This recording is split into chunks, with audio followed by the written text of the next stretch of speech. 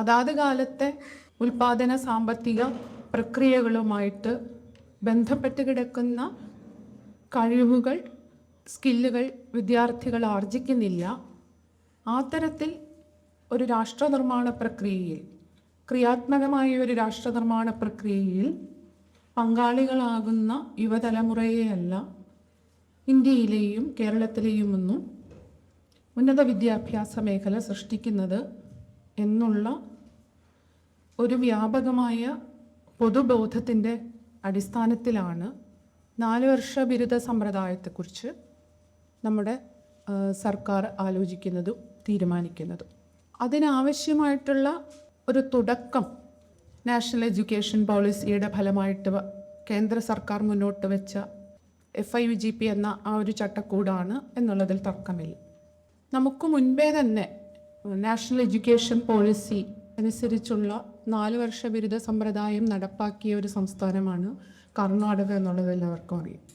കർണാടകത്തിൽ ഏതാണ്ട് 2021 BJP അധികാരത്തിലിരിക്കുന്ന സമയത്ത് കർണാടകയിലാണ് ആദ്യമായിട്ട് FIUGP 4 year undergraduate programme നടപ്പാക്കുന്നത്. പക്ഷേ അതിനുശേഷം അങ്ങനെ 2021, 22, 22, 23, 24 ഈ 3 വർഷങ്ങളിൽ അവിടെ 4 വർഷ ബിരുദ സമ്പ്രദായം വരികയും 24-25 മുതൽ സ്റ്റേറ്റ് എഡ്യൂക്കേഷൻ പോളിസി അനുസരിച്ച് കർണാടക അതിൽ നിന്ന് സ്റ്റെപ്പ് ബാക്ക് ചെയ്യുകയും ചെയ്തു. തുടങ്ങിയ വർഷത്തെ 4 വർഷ ബിരുദ പ്രോഗ്രാം വിദ്യാർത്ഥികൾക്ക് പൂർത്തിയാക്കാനും തുടർന്നങ്ങോട്ട് കർണാടകത്തിലെ ഉന്നത വിദ്യാഭ്യാസ സ്ഥാപനങ്ങളിൽ 4 വർഷ ബിരുദ സമ്പ്രദായം വേണ്ട എന്നുള്ള ഒരു തീരുമാനവുമായിട്ടാണ് അന്നത്തെ സിദ്ധരാമയ്യ സർക്കാർ അതിൽ നിന്ന് മുന്നോട്ട് പോയത്.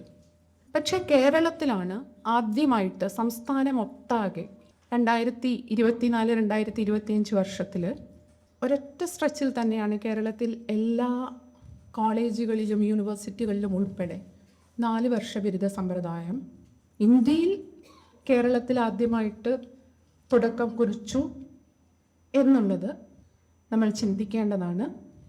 അത് ഞാൻ ചർച്ചയ്ക്ക് വിടുന്നു. തുടർന്ന് ഇന്ത്യയിലെ മിക്കവാറും, ഇപ്പോൾ നമ്മൾ ഒരു കണക്കെടുത്ത് നോക്കുകയാണെങ്കിൽ ഇന്ത്യയിലെ മിക്കവാറും എല്ലാ സംസ്ഥാനങ്ങളിലും 4 വർഷ ബിരുദം നടപ്പായിട്ടുണ്ട്. എന്നാൽ ഓരോ സംസ്ഥാനത്തിലും അതൊരു ഘട്ടം ഘട്ടമായിട്ടുള്ള പ്രക്രിയയിൽ കൂടെ മാത്രമാണ് ഇന്ത്യയിൽ 4 ഇയർ അണ്ടർ ഗ്രാജുവേറ്റ് പ്രോഗ്രാം നടപ്പിലായിട്ടുള്ളത്. ഏറ്റവും പുതിയ ഐഷയുടെ കണക്ക് പ്രകാരം ഇന്ത്യയിൽ 56% FIUGP ഇംപ്ലിമെൻ്റ് ചെയ്തിട്ടുള്ള ഉന്നത വിദ്യാഭ്യാസ സ്ഥാപനങ്ങളുടെ കണക്കെടുത്ത് നോക്കിയാൽ 56% എന്നുള്ളതാണ്. അതായത് അതിൽ ഏറ്റക്കുറച്ചിലുകൾ ഉണ്ട് എന്നുള്ളത് തന്നെയാണ് അർത്ഥമാക്കാനുള്ളത്. അപ്പോൾ കേരളത്തിൽ ഇത് എപ്രകാരമാണ് തുടങ്ങിയത് എന്നുള്ളതിൻ്റെ ഒരു പശ്ചാത്തലം വിശദീകരിക്കുകയാണെങ്കിൽ, കേരള സർക്കാർ 3 കമ്മിറ്റികളെയാണ് ഉന്നത വിദ്യാഭ്യാസ രംഗത്തെ ഈ പരിഷ്കരണങ്ങളുമായിട്ട് ബന്ധപ്പെട്ട് 3 കമ്മിറ്റികളെയാണ് നിയോഗിച്ചത്. അതിൽ ശ്യാമേനോൻ കമ്മീഷനാണ് 4 വർഷ ബിരുദ സമ്പ്രദായത്തെക്കുറിച്ചുള്ള ഒരു സമഗ്ര പരിഷ്കരണത്തിന് വേണ്ടിയിട്ടുള്ള നിർദ്ദേശങ്ങളടങ്ങിയ റിപ്പോർട്ട് സർക്കാരിന് സമർപ്പിക്കുകയുണ്ടായി. നാഷണൽ എഡ്യൂക്കേഷൻ പോളിസിയുടെ കുറേയേറെ ഭാഗങ്ങൾ ശ്യാമേനോൻ കമ്മീഷൻ റിപ്പോർട്ടിലുണ്ട്. അതിൻ്റെ ഘടന NEP മുന്നോട്ട് വയ്ക്കുന്ന FIUGPയുടെ ഘടനയുമായിട്ട് ഏറെ കാര്യങ്ങളിൽ സാദൃശ്യം പുലർത്തുന്നുണ്ട്. ചില കാര്യങ്ങളിൽ മാത്രം ഘടനാപരമായ ചില വ്യതിരിക്തതകളുണ്ട്. അത് വഴിയെ നമുക്ക് ചർച്ച ചെയ്യാം. അങ്ങനെ ശ്യാമേനോൻ കമ്മീഷൻ റിപ്പോർട്ടിൻ്റെ അടിസ്ഥാനത്തിൽ നമ്മുടെ Kerala state higher education council ഒരു ഡ്രാഫ്റ്റ് പുറത്തിറക്കുന്നു. അത് 2023 മെയ് 2023 ആ ഡ്രാഫ്റ്റ് കേരളത്തിലെ സർവകലാശാലകൾ ആ ഡ്രാഫ്റ്റും പരിഗണിച്ചുകൊണ്ട് അവരുടേതായിട്ടുള്ള രീതിയിൽ ഒരു FIUGP നടത്തുന്നതിന് വേണ്ടിയിട്ടുള്ള ഒരു റെഗുലേഷൻ പുറത്തിറക്കി. ഈ സർവകലാശാലകൾ പുറത്തിറക്കിയ ഈ റെഗുലേഷൻ്റെ അടിസ്ഥാനത്തിലാണ് കേരളത്തിൽ 4 വർഷ ബിരുദ സമ്പ്രദായം നടപ്പാക്കിയത്. അതായത് നാഷണൽ എഡ്യൂക്കേഷൻ പോളിസി മുന്നോട്ട് വച്ച ആശയങ്ങളെ പൂർണ്ണമായിട്ട് കേരളം ഉൾക്കൊണ്ടു എന്നല്ല, എന്നാൽ നാഷണൽ എഡ്യൂക്കേഷൻ പോളിസിക്ക് ഒരു പൂർണ്ണ ബദലാണോ കേരളത്തിലെ 4 വർഷ സമ്പ്രദായം എന്ന് ചോദിച്ചാൽ അതല്ല എന്ന് തന്നെയാണ് നമ്മൾ പറയേണ്ടി വരിക. പക്ഷേ കേരളം ചെയ്തത് നമ്മുടെ പുരോഗമന വിദ്യാഭ്യാസ സമ്പ്രദായം മുന്നോട്ട് വയ്ക്കുന്ന ആ മാർഗനിർദ്ദേശങ്ങളും അതോടൊപ്പം തന്നെ ഭരണഘടന അനുശാസിക്കുന്ന ഘടകങ്ങളും ചേർത്ത് വെച്ചുകൊണ്ടുള്ള ഒരു പുരോഗമന ജനാധിപത്യ ഉന്നത വിദ്യാഭ്യാസ ബദൽ സൃഷ്ടിക്കാനുള്ള ഒരു ശ്രമം കേരളം നടത്തിയിട്ടുണ്ട് എന്നുള്ളത് പറയാതെ വയ്യ. അങ്ങനെ പറയുമ്പോൾ തന്നെ പൂർണ്ണമായിട്ടും നവലിബറൽ നയങ്ങളെ ചെറുക്കാനോ മതനിരപേക്ഷതയ്ക്ക് എതിരെ ശക്തമായിട്ടുള്ള ഒരു പ്രതിരോധം തീർക്കാനോ നമുക്ക് ഈ വർത്തമാനകാല പ്രതിസന്ധിയിൽ സാധിച്ചിട്ടുണ്ടോ എന്നുള്ള ചോദ്യം നാം വീണ്ടും ചർച്ച ചെയ്യേണ്ടതാണ്. കേരള മോഡൽ FIUGP എന്ന് പറയുമ്പോൾ അതിൻ്റെ ഘടന അല്ലെങ്കിൽ അതിൻ്റെ മൗലിക ലക്ഷ്യങ്ങൾ എന്താണെന്നൊക്കെ ചോദിച്ചാൽ പ്രധാനമായിട്ടും കേരള മോഡൽ FIUGP പറയുന്നത് അധ്യാപക കേന്ദ്രീകൃതമായ ഒരു വിദ്യാഭ്യാസ സമ്പ്രദായത്തിൽ നിന്നുകൊണ്ട് വിദ്യാർത്ഥി കേന്ദ്രീകൃതമായ ഒരു വിദ്യാഭ്യാസ സമ്പ്രദായത്തിലേക്ക് കൊണ്ടുവരുന്നു എന്നുള്ളതാണ് തത്വത്തിൽ FIUGP പറയുന്നത്. അതെത്രമാത്രം പ്രായോഗികമായിട്ടുണ്ട് എന്നുള്ളത് FIUGPയുടെ ഇംപ്ലിമെൻറ്റേഷൻ പരിശോധിക്കുമ്പോൾ വ്യക്തമാണ്. അവിടെ FIUGP മുമ്പോട്ട് വയ്ക്കുന്നത് വിദ്യാർത്ഥികൾക്കുള്ള അക്കാഡമിക് ഫ്ലെക്സിബിലിറ്റി. നമുക്ക് നേരത്തെ അറിയാം, നമ്മൾ നേരത്തെ ഡിഗ്രി ഒരു വിദ്യാർത്ഥി ഡിഗ്രിക്ക് ജോയിൻ ചെയ്യുമ്പോൾ തന്നെ നമ്മൾ മെയിനായിട്ട് എടുക്കുന്നതിൻ്റെ കൂടെ സബ്സിഡിയറി ആയിട്ട് നമ്മൾ പഠിക്കേണ്ട വിഷയങ്ങൾ നിശ്ചയിച്ച് വെച്ചിട്ടുണ്ടാവും. ആ നിശ്ചയിച്ച് വെച്ചിട്ടുള്ള വിഷയങ്ങളെ തന്നെയാണ് നമ്മൾ എടുക്കുക. പക്ഷേ പുതിയ സമ്പ്രദായം അനുസരിച്ച് വിദ്യാർത്ഥി ജോയിൻ ചെയ്യുന്ന മേജറിനോടൊപ്പം വിദ്യാർത്ഥിക്ക് ഇഷ്ടമുള്ള മൈനറുകൾ സെലക്ട് ചെയ്യാം എന്നുള്ള ഒരു വ്യവസ്ഥ വരുന്നു. അപ്പോൾ ഫിസിക്സ് മെയിനായിട്ട് എടുക്കുന്ന ഒരു വിദ്യാർത്ഥിക്ക് ശാസ്ത്ര വിഷയങ്ങളല്ലാതെ വേണമെങ്കിൽ ഹിസ്റ്ററിയോ ഭാഷയോ മ്യൂസിക്കോ ഒക്കെ ഈ തരത്തിൽ അവനവൻ്റെ മൈനറുകളായിട്ട് പഠിക്കാമെന്നുള്ള വ്യവസ്ഥ വരുന്നു. അതുപോലെ മൂന്നാമത്തെ വർഷം കൊണ്ട് 4 വർഷ ബിരുദ സമ്പ്രദായമാണെങ്കിലും മൂന്നാമത്തെ വർഷം വേണമെങ്കിൽ നമുക്ക് പഠനം അവസാനിപ്പിച്ച് അപ്പോൾ നമുക്ക് കിട്ടുന്നത് ഡിഗ്രി ആയിരിക്കും. 4ാമത്തെ വർഷത്തിലേക്ക് കടക്കുമ്പോൾ മാത്രമാണ് ഓണേഴ്സ് ബിരുദം നമ്മൾക്ക് ലഭിക്കുക. ആ ഓണേഴ്സ് 4ാമത്തെ വർഷത്തിലേക്ക് പ്രവേശിക്കുന്ന ഒരു വിദ്യാർത്ഥി ഓണേഴ്സിൽ പ്രവേശിക്കുമ്പോൾ തന്നെ അവിടെ തന്നെ 2ആയിട്ട് തരംതിരിക്കാം. ഒന്ന് ഓണേഴ്സ് എന്നും ഓണേഴ്സ് വിത്ത് റിസർച്ച് എന്നും. ഇപ്പോൾ ഗവേഷണത്തിൽ താല്പര്യമുള്ള ഒരു വിദ്യാർത്ഥിക്ക് സർവകലാശാല പറയുന്ന അല്ലെങ്കിൽ സർക്കാർ പറയുന്ന കട്ട് ഓഫ് മാർക്കിന് മുകളിൽ ലഭിക്കുകയാണെങ്കിൽ ഓണേഴ്സ് വിത്ത് റിസർച്ച് വിദ്യാർത്ഥിക്ക് തിരഞ്ഞെടുക്കുക. അപ്പോൾ ഒരു ക്ലാസ്സിൽ വരുന്ന വിദ്യാർത്ഥി 3 വർഷം കൊണ്ട് പഠനം പൂർത്തിയാക്കി പോകുന്ന ഒരു വിദ്യാർത്ഥി ഉണ്ടാകാം. 4ാമത്തെ വർഷത്തിലേക്ക് പഠനം എക്സ്റ്റെൻഡ് ചെയ്യുന്ന വിദ്യാർത്ഥി ഉണ്ടാകാം. അത് കൂടാതെ തന്നെ അഡ്വാൻസ് ലേണേഴ്സിന് 2.5 വർഷം കൊണ്ട് പഠനം പൂർത്തിയാക്കാം. അതല്ല, ഒരു സ്ലോ ലേണർ ആണെങ്കിൽ 7 വർഷത്തിനുള്ളിൽ പഠനം പൂർത്തിയാക്കാം. ഈ തരത്തിലൊക്കെയുള്ള വ്യവസ്ഥകൾ ഇതിൽ ഉൾക്കൊള്ളിച്ചിരിക്കുന്നത് കൊണ്ടാണ് നമ്മളിതിനെ ഒരു അക്കാഡമിക്കലി ഫ്ലെക്സിബിൾ ആയിട്ടുള്ള ഒരു പ്രോഗ്രാം എന്ന രീതിയിൽ അവതരിപ്പിക്കുന്നത്. അതുപോലെ നാം പഠിക്കുന്ന ഒരു സ്ഥാപനത്തിൽ നിന്ന് മാത്രമല്ലാതെ ഓൺലൈനായിട്ടോ മറ്റ് സ്ഥാപനങ്ങളിൽ നിന്നോ ഒക്കെ നമുക്ക് കോഴ്സുകൾ പഠിക്കാനുള്ള ഒരു സ്വാതന്ത്ര്യം ഈ സമ്പ്രദായം നമുക്ക് മുൻപോട്ട് വയ്ക്കുന്നുണ്ട്. അതുപോലെ പഠനം ഇടയ്ക്ക് വെച്ച് നിർത്തിയതിന് ശേഷം വീണ്ടും ജോയിൻ ചെയ്യാം. പക്ഷെ അത് 7 വർഷത്തിൻ്റെ ഉള്ളിലായിരിക്കണം. ആ പഠനം 2 വർഷം കഴിയുമ്പോൾ ഏതെങ്കിലും കാരണങ്ങൾ കൊണ്ട് പഠനം നിർത്തുന്ന ഒരു വിദ്യാർത്ഥിക്ക് അതിനുശേഷം ബാക്കി ജോയിൻ ചെയ്ത് അതിന് ബ്രേക്ക് എടുത്തതിന് ശേഷം വീണ്ടും ജോയിൻ ചെയ്ത് പഠിക്കാനുള്ള ഒരു സ്വാതന്ത്ര്യം ഇതിനുള്ളിലുണ്ട്. അപ്പോൾ ഈ തരത്തിൽ ചിന്തിക്കുമ്പോൾ അത് കുറേയേറെ വിദ്യാർത്ഥി കേന്ദ്രീകൃതമാണ് എന്ന് നമുക്ക് പറയാൻ സാധിക്കും. മറ്റൊരു പ്രധാനപ്പെട്ട പ്രത്യേകതയായിട്ട് പറയുന്നത്, നേരത്തെ ഇവിടെ എല്ലാവരും സൂചിപ്പിച്ചതുപോലെ തന്നെ ഔട്ട്കം ബേസ്ഡ് എഡ്യൂക്കേഷൻ ആണ് 4 ഇയർ അണ്ടർ ഗ്രാജുവേറ്റ് പ്രോഗ്രാമിൻ്റെ ഒരു പ്രധാന മാനദണ്ഡമായിട്ട് പറയുന്നത്. ഔട്ട്കം ബേസ്ഡ് എഡ്യൂക്കേഷൻ പൂർണ്ണമായിട്ടും നമ്മൾ നടപ്പാക്കിയിട്ടുണ്ടോ എന്ന് ചോദിച്ചാൽ നടപ്പാക്കിയിട്ടില്ല എന്നുള്ളതാണ് ഉത്തരം. പക്ഷേ അതിൻ്റെ ലേണിംഗ് ഔട്ട്കംസ് ഡിഫൈൻ ചെയ്തുകൊണ്ട് പ്രീ ഡിഫൈൻഡ് ആയിട്ടുള്ള ഒരു ലേണിംഗ് ഔട്ട്കം ആധാരമാക്കി വെച്ചുകൊണ്ടാണ് 4 വർഷ ബിരുദ പ്രോഗ്രാമിൻ്റെ ഒരു സിലബസ്, കരിക്കുലം, ഈ തരത്തിലുള്ള കാര്യങ്ങളെല്ലാം തന്നെ തയ്യാറാക്കിയിട്ടുള്ളത്. എന്നാൽ ശരിക്കും പറഞ്ഞാൽ ഔട്ട്കം ബേസ്ഡ് എഡ്യൂക്കേഷൻ പൂർണ്ണമായിട്ട് ഇവിടെ നടപ്പാക്കിയിട്ടുമില്ല. അതുപോലെ തന്നെ എക്സാമിനേഷൻ പാറ്റേണുകളിൽ വ്യത്യാസമുണ്ട്. എക്സാമിനേഷൻ പാറ്റേണുകളിൽ നമ്മൾ നേരത്തെ ചെയ്തിരുന്നത് എല്ലാ വിദ്യാർത്ഥികളും എല്ലാ പരീക്ഷകളും ഒരേ സമയം എഴുതി പോകുന്ന ഒരു രീതിയായിരുന്നു. പക്ഷേ ഇപ്പോൾ എക്സാമിനേഷൻ പാറ്റേണുകളിൽ വ്യത്യാസം വന്നു, നടത്തുന്ന രീതികളിൽ വ്യത്യാസം വന്നു. ഓരോ കോഴ്സിൻ്റെ പ്രത്യേകതകളനുസരിച്ചാണ് ഇപ്പോൾ എക്സാമിനേഷൻ പാറ്റേണുകൾ നമ്മൾ നടത്തുന്നത്. അതുപോലെ ബിരുദത്തിന് ജോയിൻ ചെയ്യുമ്പോൾ ഏത് മേജർ കോഴ്സിലാണോ നമ്മൾ ജോയിൻ ചെയ്തത് അത് രണ്ടാമത്തെ വർഷം നമുക്കത് ചേഞ്ച് ചെയ്യാനുള്ള ഒരു സാധ്യത ഇതിലുണ്ട്. അതോടൊപ്പം ഇതിൽ വന്നിട്ടുള്ള മറ്റു പ്രധാന കാര്യങ്ങൾ എന്ന് പറയുന്നത് സ്കിൽ എഡ്യൂക്കേഷന് പ്രാധാന്യം കൊടുത്തുകൊണ്ടുള്ള സ്കിൽ എൻഹാൻസ്മെൻറ്റ് കോഴ്സസ്. 9 ക്രെഡിറ്റിൻ്റെ സ്കിൽ എൻഹാൻസ്മെൻറ്റ് കോഴ്സ് വിദ്യാർത്ഥി ഇതിൽ നിർബന്ധമായിട്ട് നേടേണ്ടതാണ്. അതുപോലെ വാല്യൂ ആഡഡ് കോഴ്സ്. ഈ skill enhancement course, value added course എന്നൊക്കെ നമ്മൾ തത്വത്തിൽ പുറത്ത് പറയുമ്പോൾ അത് വളരെ മനോഹരമായിട്ടുള്ള വാക്കുകളാണ്, കേൾക്കാൻ രസമാണ്. അതിൻ്റെ ലക്ഷ്യങ്ങളെപ്പറ്റി പറയുമ്പോൾ അതിലേറെ നമുക്ക് നല്ല കാര്യങ്ങളാണെന്നൊക്കെ തോന്നും. പക്ഷേ ഈ സ്കിൽ എൻഹാൻസ്മെൻറ്റ് പ്രോഗ്രാമുകളുടെ ഇടയിലും ഒളിഞ്ഞിരിക്കുന്ന കുറേയേറെ നവലിബറൽ നയങ്ങളെക്കുറിച്ചുകൂടെ നമ്മൾ മനസ്സിലാക്കേണ്ടതുണ്ട്. അതിനെക്കുറിച്ച് കുറച്ച് മുമ്പ് മാഷ് സൂചിപ്പിച്ചു. വാല്യൂ ആഡഡ് കോഴ്സുകൾ ഇപ്പോൾ നിരുപദ്രവകരമായി നടന്നു പോകുന്നുണ്ട് എങ്കിൽ കൂടിയും എന്താണ് വാല്യൂസ് എന്നുള്ള നിർവചനം പുനർനിർവചിക്കപ്പെടാനും ഉള്ള സാധ്യതകളും വർത്തമാനകാല രാഷ്ട്രീയത്തിൽ നമുക്ക് തള്ളിക്കളയാൻ സാധ്യമല്ല.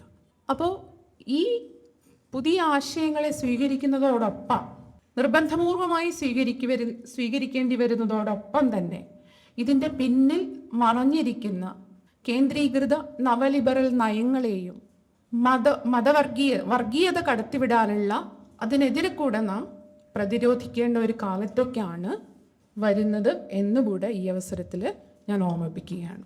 മറ്റൊന്ന്, 4 വർഷ ബിരുദ പ്രോഗ്രാമിൻ്റെ ഏറ്റവും പ്രധാനപ്പെട്ട ഒരു ഹൈലൈറ്റായിട്ട് പറയുന്ന ഒന്നാണ് ഇൻറ്റേൺഷിപ്പ് എന്നുള്ളത്. ഇത് ഞാനിതിൻ്റെ മൗലിക ലക്ഷ്യങ്ങളെക്കുറിച്ച് മാത്രം പറയുകയാണ്. ഓരോ വിഷയത്തെക്കുറിച്ച് നമുക്ക് ചർച്ച ചെയ്യേണ്ടത്. ഇൻറ്റേൺഷിപ്പ് മുമ്പോട്ട് വയ്ക്കുന്നതും ഈ പറയുന്നത് പോലെ ഓരോ കാലഘട്ടത്തിലുമുള്ള വ്യവസായങ്ങളെയും അല്ലെങ്കിൽ ആ കാലഘട്ടത്തെ അഭിമുഖീകരിക്കാൻ വേണ്ടി വിദ്യാർത്ഥിയെ തയ്യാറാക്കുന്ന രീതിയിലുള്ള വിഷയ വൈദഗ്ധ്യം ക്യാമ്പസിന് പുറത്തു നിന്ന് സർവകലാശാലകളിലോ അതല്ലെങ്കിൽ മറ്റ് വ്യവസായ സ്ഥാപനങ്ങളിൽ നിന്നോ ഒക്കെ ആർജിക്കുക എന്നുള്ള ഒരു ലക്ഷ്യമാണ് ഇൻറ്റേൺഷിപ്പ് മുമ്പോട്ട് വയ്ക്കുമ്പോൾ നമുക്കുണ്ടായിരുന്നത്. അത് ആ തരത്തിൽ തന്നെയാണോ നടപ്പാക്കപ്പെട്ടിട്ടുള്ളത് എന്നുള്ളത് ഇപ്പോൾ ഒരു ബാച്ച് ഇൻറ്റേൺഷിപ്പ് കഴിഞ്ഞ് പുറത്തിറങ്ങിയിട്ടുണ്ട്. അതിൻ്റെ അടിസ്ഥാനത്തിൽ വളരെ വിശദമായിട്ട് ചർച്ച ചെയ്യേണ്ട ഒന്നാണ്. അതുപോലെ 4ാമത്തെ വർഷം വരാനിരിക്കുന്നു. അടുത്ത വർഷം 4ാം വർഷമാണ്. ആദ്യം ജോയിൻ ചെയ്ത വിദ്യാർത്ഥികൾ 3 വർഷം കഴിഞ്ഞ് പുറത്തിറങ്ങുന്നു. അപ്പോൾ ഈ 4ാമത്തെ വർഷം എങ്ങനെ ആയിരിക്കണം എന്നുള്ളതിനെക്കുറിച്ച് വ്യക്തമായ ധാരണകൾ ഇപ്പോഴും നമുക്കില്ല. 4ാമത്തെ വർഷത്തെക്കുറിച്ച് പറയുമ്പോൾ 12 ക്രെഡിറ്റിൻ്റെ കോഴ്സ് മാത്രമാണ് വിദ്യാർത്ഥിക്ക് കോളേജിൽ നിന്ന് എടുക്കാൻ പറ്റുക. ബാക്കിയുള്ള കാര്യങ്ങൾ വിദ്യാർത്ഥി ഓൺലൈനായിട്ട് പഠിച്ചു കൊള്ളണം. ആ പഠനം എന്നുള്ളത് അത് വിദ്യാർത്ഥിയുടെ മാത്രം ഉത്തരവാദിത്തമാണ്. നിലവിലിരിക്കുന്ന നിർദ്ദേശങ്ങളനുസരിച്ച് അത് വിദ്യാർത്ഥിയുടെ ഉത്തരവാദിത്തമാണ്. അത് ഓൺലൈനായിട്ട് പഠിക്കാം. പക്ഷേ ഈ ഓൺലൈനായിട്ടൊക്കെ വിദ്യാർത്ഥി പഠിക്കാൻ തീരുമാനിക്കുമ്പോൾ അവർ നേരിടേണ്ടി വരുന്ന പ്രതിസന്ധികളെ എങ്ങനെ അഭിമുഖീകരിക്കണം എന്നുള്ളത് ഈ മാർഗനിർദ്ദേശങ്ങളിൽ എവിടെയും വ്യക്തമല്ല.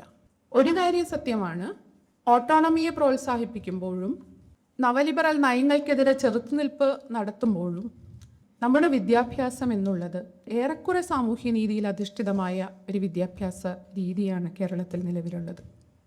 അതുകൊണ്ട് തന്നെയാണ് സാധാരണക്കാരും ദരിദ്രരുമായ വിദ്യാർത്ഥികൾക്ക് ഇന്ന് ഉന്നത വിദ്യാഭ്യാസം പൂർത്തിയായി ഇവിടെ നിന്ന് പഠിച്ചിറങ്ങാൻ സാധിക്കുന്നത്. പക്ഷെ മാറി വരുന്ന ഈ സാഹചര്യത്തിൽ എപ്രകാരമാണ് പാർശ്വവൽക്കരിക്കപ്പെട്ട വിദ്യാർത്ഥികൾ ഇതിനെ അഭിമുഖീകരിക്കുക എന്നുള്ളത് നാം ചിന്തിക്കേണ്ടതുണ്ട്. ഇതിൻ്റെ മറ്റൊരു പ്രധാനപ്പെട്ട വസ്തുതയായിട്ട് പറയുന്നതാണ് ഓൺലൈൻ കോഴ്സുകൾ. നേരത്തെ ഞാൻ സൂചിപ്പിച്ചതുപോലെ വിദ്യാർത്ഥി അവർ പഠിക്കുന്ന കോളേജിൽ നിന്നോ ക്യാമ്പസിൽ നിന്നൊന്നും തന്നെ ബിരുദം എടുക്കണം, നിശ്ചിത ക്രെഡിറ്റുകൾ ആ സ്ഥാപനത്തിൽ നിന്ന് എടുക്കണമെന്ന് നിർബന്ധമുണ്ട്. അതിനപ്പുറത്ത് വിദ്യാർത്ഥിക്ക് പഠിക്കാനും ക്രെഡിറ്റ് ആർജിക്കാനും ഓൺലൈൻ കോഴ്സുകളെ ആശ്രയിക്കാം. ഇതൊക്കെയാണ് ഒറ്റ നോട്ടത്തിൽ പറഞ്ഞാൽ ഈ 4 വർഷ ബിരുദ സമ്പ്രദായത്തിൻ്റെ ഒരു ഘടന എന്ന് പറയുന്നത്. അതോടൊപ്പം ഇത് മുമ്പോട്ട് വയ്ക്കുന്ന മറ്റൊരു പ്രധാനപ്പെട്ട കാര്യമാണ്, എല്ലാവരും കേട്ടിട്ടുണ്ടാവും, അക്കാഡമിക് ബാങ്ക് ഓഫ് ക്രെഡിറ്റ് അഥവാ ABC എന്ന് പറഞ്ഞിട്ട് ഒരു സംവിധാനം.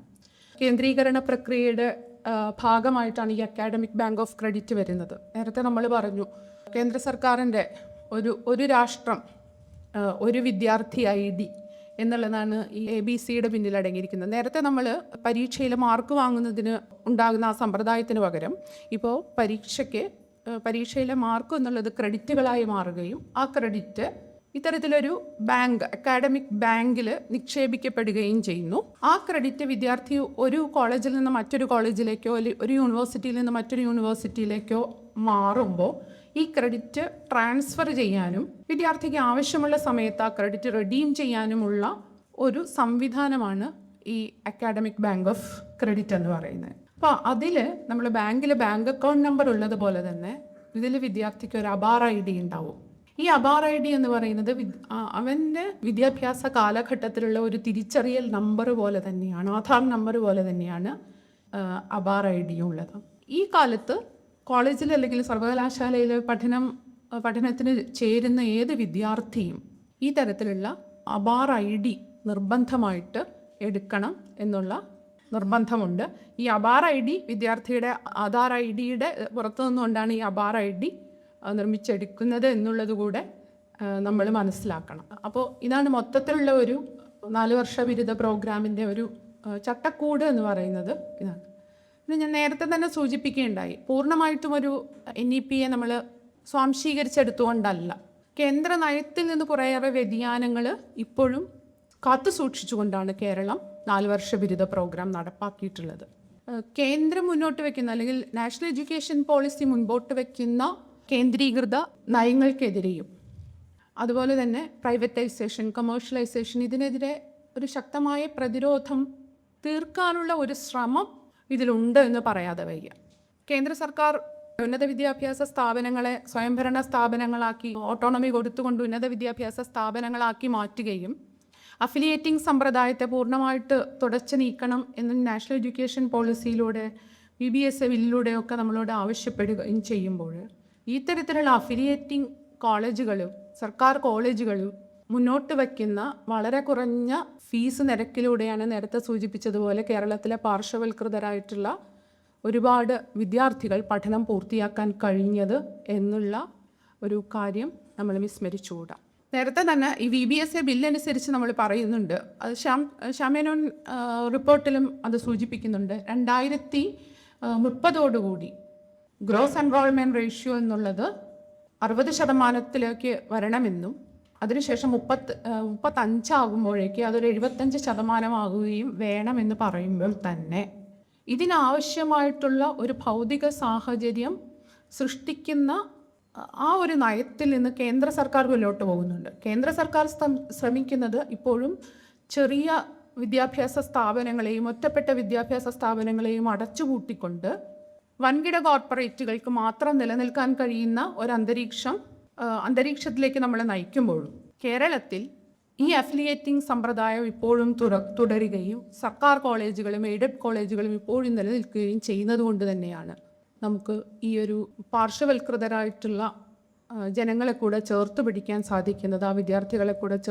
ചേർത്ത് പിടിക്കാൻ സാധിക്കുന്നത് എന്നുള്ളത് വിസ്മരിച്ചുകൂടാ. അതുകൊണ്ട് തന്നെ വിദ്യാഭ്യാസം ഒരു സാമൂഹ്യ അവകാശമാണ് എന്നുള്ള ലക്ഷ്യത്തിൽ അധിഷ്ഠിതമായിട്ടുള്ള ഒരു റിപ്പോർട്ടാണ് നമ്മൾ അത്തരത്തിലൊരു നയത്തിൽ നിന്നുകൊണ്ടാണ് സർക്കാർ ഈ 4 വർഷ ബിരുദ പ്രോഗ്രാം നടപ്പാക്കിയിട്ടുള്ളത് എന്നുള്ളതിൽ സംശയമില്ല.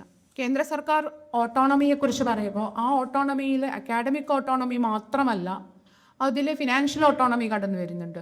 അപ്പോൾ ഈ ഇൻസ്റ്റിറ്റ്യൂഷണൽ ഓട്ടോണമി എന്ന് പറയുന്ന ഒരു സമ്പ്രദായം ഈ ഫീസ്, അതുപോലെ ഫീസ് വർധനവ്, അതുപോലെ സ്വാശ്രയ കോഴ്സുകളുടെ വ്യാപനം, അതിലുള്ള കോർപ്പറേറ്റ് സ്വാധീനം, അതോടൊപ്പം തന്നെ കരാറടിസ്ഥാനത്തിലുള്ള അധ്യാപകരുടെ നിയമനം, ഇതിനെയൊക്കെ പ്രോത്സാഹിപ്പിക്കുന്ന തരത്തിലുള്ള നയങ്ങളാണ് സ്വീകരിച്ചു പോരുന്നത്. പക്ഷേ കേരളം അക്കാഡമിക് ഓട്ടോണമിയെ പിന്തുണയ്ക്കുമ്പോൾ പോലും നമ്മുടെ സർവകലാശാലകളുടെ ഒരു പൊതു സ്വഭാവവും അക്കാദമിക് ഉത്തരവാദിത്വവും നിലനിർത്തുന്ന രീതിയിലാണ് നമ്മുടെ 4 വർഷ ബിരുദ സമ്പ്രദായവും അതുമായി ബന്ധപ്പെട്ടിട്ടുള്ള വിദ്യാഭ്യാസ നയങ്ങളും ഇവിടെ നിലനിൽക്കുന്നത്. അതുപോലെ തന്നെ സംസാരിക്കേണ്ട, വളരെ വിശദമായി സംസാരിക്കേണ്ട മറ്റൊന്നാണ് ഇന്ത്യൻ നോളജ് സിസ്റ്റത്തിൻ്റെ കടന്നുവരവ്. അത് നാഷണൽ എഡ്യൂക്കേഷൻ പോളിസിയിലൂടെ ഭൂരിപക്ഷ വർഗീയത കടത്തിവിടാനായി, ഒളിച്ചു കടത്താനായി ഉപയോഗിക്കുന്ന ഏറ്റവും വലിയൊരു ടൂളാണ് ഇന്ത്യൻ നോളജ് സിസ്റ്റം.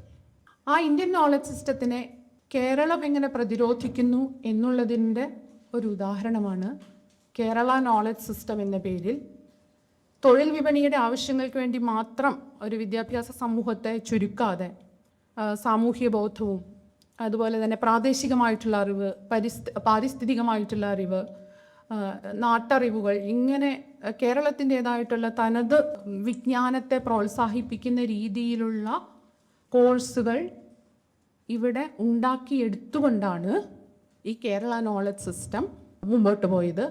ആ തരത്തിലുള്ള ഒരു പ്രതിരോധം കേന്ദ്ര സർക്കാരിൻ്റെ ഇന്ത്യൻ നോളജ് സിസ്റ്റത്തിന് തീർക്കാനായിട്ടുള്ള ഒരു ചെറിയ ശ്രമം കേരളത്തിൽ ഉണ്ടായിട്ടുണ്ട്.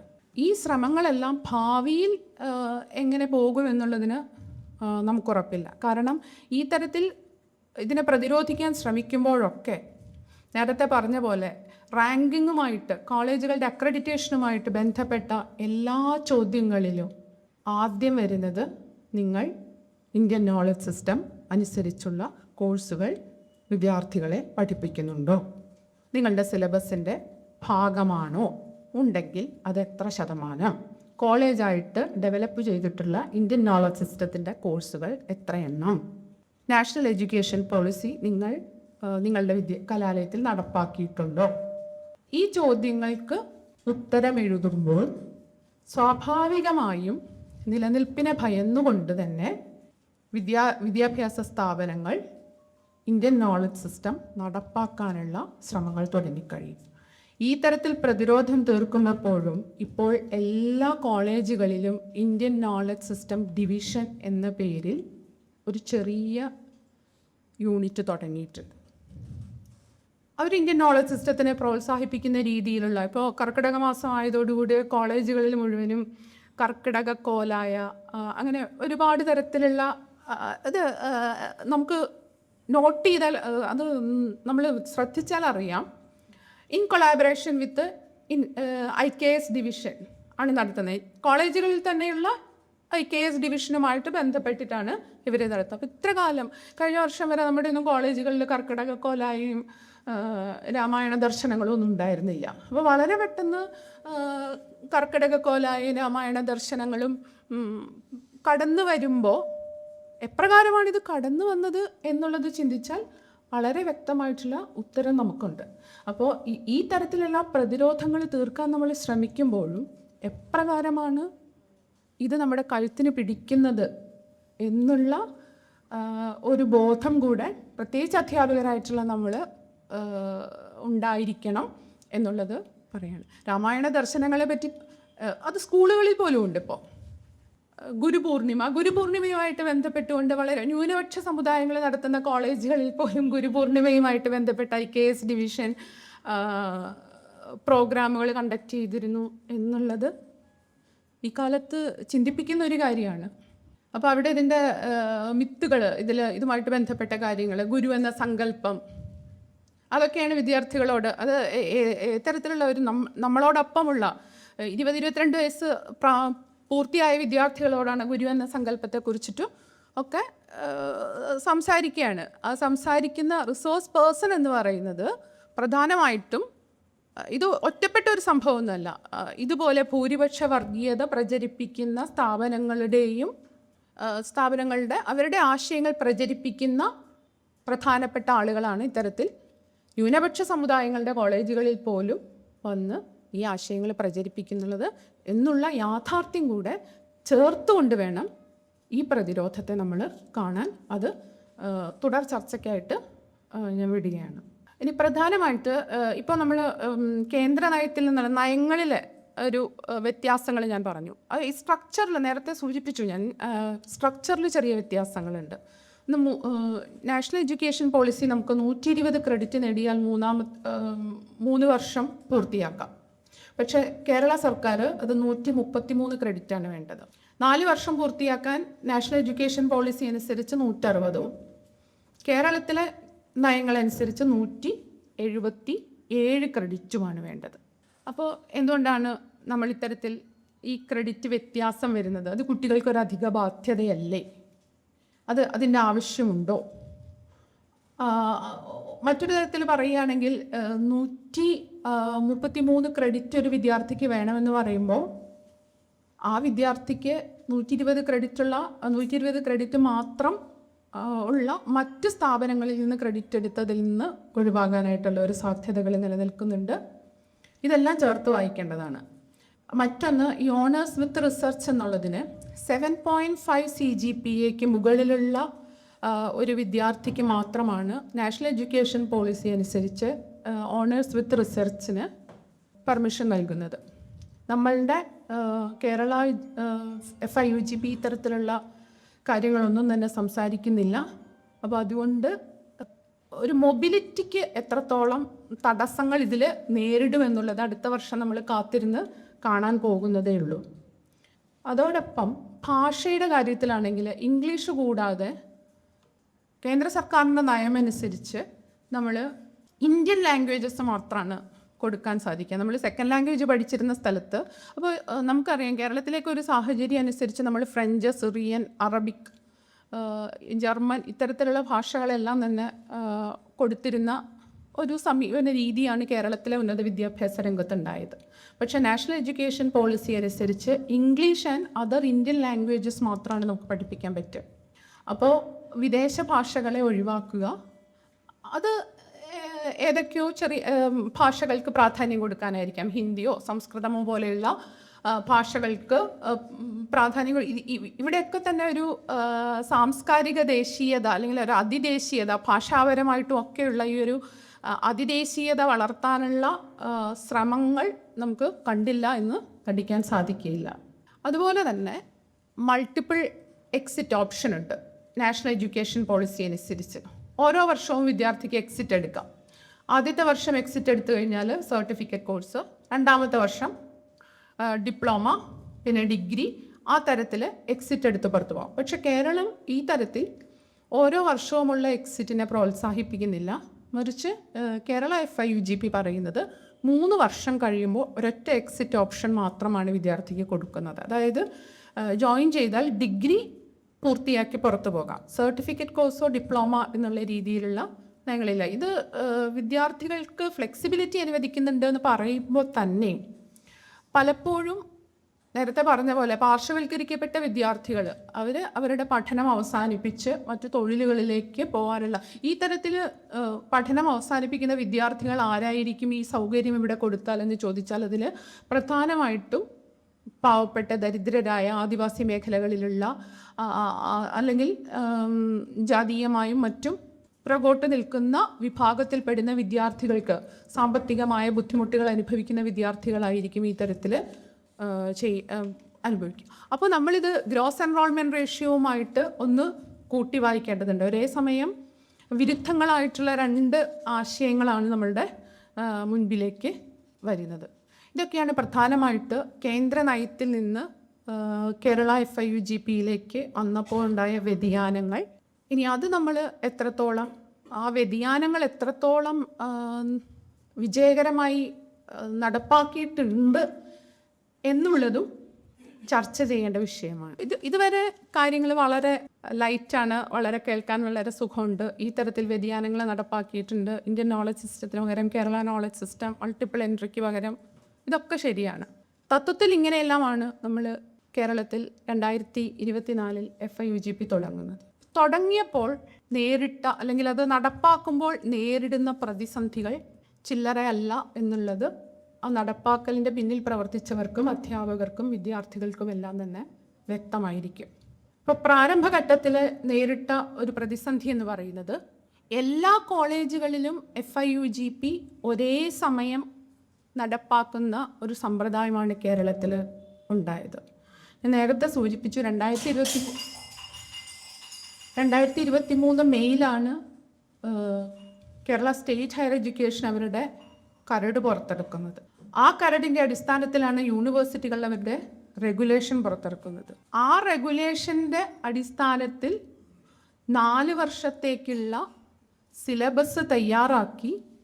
അതും ഓർക്കണം, OB ഇംപ്ലിമെൻറ്റഡ് സിലബസ് തയ്യാറാക്കി. OBയെക്കുറിച്ച് നാക്കിന് വേണ്ടി മാത്രം സംസാരിക്കുന്ന കോളേജുകളിലെ അധ്യാപകർ ചേർന്നിട്ടാണ് ഈ OB സിലബസ് തയ്യാറാക്കുന്നത്. അവർ തയ്യാറാക്കി അതിൻ്റെ ഇവാലുവേഷൻ ടെക്നിക്സ് ഇതെല്ലാം തന്നെ പറഞ്ഞ് അതിനുശേഷമാണ് ഈ ചുരുങ്ങിയ സമയത്തിനുള്ളിൽ 4 വർഷ ബിരുദം കേരളത്തിലൊട്ടാകെ നടപ്പാക്കുന്ന ഒരു സമ്പ്രദായമാണിത്. പക്ഷേ ശ്യാമേനോൻ കമ്മീഷൻ റിപ്പോർട്ട് എടുക്കുമ്പോൾ തന്നെ അദ്ദേഹം ആ കമ്മിറ്റി ഇതിൽ പറയുന്നത് ഇതൊരു പൈലറ്റ് പ്രോജക്റ്റായിട്ട് നടപ്പാക്കുക എന്നുള്ളതാണ്. കേരളം മുഴുവൻ ഒറ്റയടിക്ക് ഈ ഒരു പദ്ധതി നിർബന്ധപൂർവ്വം അടിച്ചേൽപ്പിക്കുന്നതിന് പകരം തിരഞ്ഞെടുത്ത കുറച്ച് കലാലയങ്ങളിലോ യൂണിവേഴ്സിറ്റികളിലും ഇത് നടപ്പാക്കിയതിന് ശേഷം അതിൻ്റെ വെല്ലുവിളികളെയും അതിൻ്റെ സാധ്യതകളെയും വെല്ലുവിളികളെയും എല്ലാം പഠിച്ച ശേഷം മാത്രം കേരളത്തിൽ വ്യാപകമായി ഇത് നടപ്പാക്കുന്ന കാര്യം ആലോചിക്കുക എന്നുള്ള ഒരു തീരുമാനം എടുക്കേണ്ടതിന് പകരം എന്തുകൊണ്ടാണ് കേരളം വ്യാപകമായിട്ട് ഇത് നടപ്പാക്കാനുള്ള തീരുമാനം എടുത്തത് എന്നുള്ളത് ഒന്നാമത്തെ ചോദ്യം. അതിനുവേണ്ടി അധ്യാപകർക്കോ അല്ലെങ്കിൽ സ്ഥാപനങ്ങൾക്കോ മുന്നൊരുക്കങ്ങൾ നടത്താനുള്ള സമയം ലഭ്യമായിരുന്നില്ല. മാത്രവുമല്ല, ഇത്തരത്തിലുള്ള ഒരു സംവിധാനം നടപ്പാക്കുമ്പോൾ ഇതിൻ്റെ സ്റ്റേക്ക് ഹോൾഡേഴ്സ് ആയിട്ടുള്ള ആളുകൾ, വിദ്യാർത്ഥികളുണ്ട്, അധ്യാപകരുണ്ട്, അധ്യാപക സംഘടനകളെയോ വിദ്യാർത്ഥികൾ നാമമാത്രമായ ചർച്ചകളാണ് ഇതൊക്കെ നടന്നിട്ടുള്ളത്. മാത്രമല്ല പ്ലസ് ടു കേന്ദ്രീകരിച്ച് +2 നിന്ന് വരുന്ന വിദ്യാർത്ഥികളാണ് ഈ 1ാം വർഷ ബിരുദ സമ്പ്രദായത്തിലേക്ക് കടന്നു വരുന്നത്. ആ വിദ്യാർത്ഥികളുടെ ആശങ്കകൾ പരിഹരിക്കാൻ സാധിച്ചിട്ടില്ല. അവരുടെ പ്രധാനമായിട്ടും ഈ +2 വിദ്യാർത്ഥികൾ അഭിപ്രായങ്ങൾ ചോദിക്കുക അവർ പഠിപ്പിക്കുന്ന അധ്യാപകരോടായിരിക്കും. അപ്പോൾ അവിടെ കേന്ദ്രീകരിച്ചൊരു അവബോധ പരിപാടികൾ ഉണ്ടായിട്ടില്ല. എന്താണ് ഈ 4 വർഷ ബിരുദ സമ്പ്രദായം എന്ന് ഇപ്പോഴും കോളേജുകളിലെ അധ്യാപകർക്ക് അറിയാത്ത വളരെ പരിതാപകരമായ സാഹചര്യം നിലനിൽക്കുന്നുണ്ടോ എന്നുള്ളത് പറയാതെ വയ്യ. പൊതുസമൂഹത്തിൽ വേണ്ടത്ര ചർച്ചകൾ നടന്നിട്ടില്ല. അപ്പോൾ ഇത്തരത്തിലുള്ള ചർച്ചകൾ നടന്ന് ഒരു പൊതുസമൂഹത്തിൻ്റെ വിശ്വാസം നേടിയെടുക്കാതെ തന്നെ വളരെ പെട്ടെന്ന് ഈ പദ്ധതി നടപ്പാക്കപ്പെട്ടു എന്നുള്ളത് ഒരു വലിയ പോരായ്മയാണ്. അപ്പോൾ ഈ പുതിയ പദ്ധതിക്കനുസരിച്ച് ആവശ്യമായിട്ടുള്ള പശ്ചാത്തല സൗകര്യങ്ങൾ ഓരോ സ്ഥാപനങ്ങളിലും ഉണ്ടാവേണ്ടതുണ്ട്. ഇതനുസരിച്ച് ഒരുപാട് ക്ലാസ് മുറികളുടെ അഭാവമുണ്ട്, പുതിയ സൗകര്യങ്ങൾ വരേണ്ടതുണ്ട്. നമ്മുടെ ഇപ്പോൾ ശാസ്ത്ര വിഷയങ്ങളെയൊക്കെ സംബന്ധിച്ചാണെങ്കിൽ അതിൻ്റെ പ്രാക്ടിക്കൽസ് ഇതെല്ലാം തന്നെ നമ്മൾ മാറ്റി എഴുതുകയാണ്. അപ്പോൾ അതിനനുസരിച്ചുള്ള സംവിധാനങ്ങളുണ്ടോ? അപ്പോൾ പലപ്പോഴും അധ്യാപകർ എന്ത് ചെയ്തിട്ടുണ്ടാവും, അവിടെ ഉള്ള സൗകര്യങ്ങൾക്കനുസരിച്ച് ഉള്ള പ്രാക്ടിക്കലുകളെ പുതിയ ഉടുപ്പിടിച്ച് അവതരിപ്പിച്ചിട്ടുണ്ടാവും. അതല്ല നമ്മൾ വിഭാവനം ചെയ്തിരുന്നത്.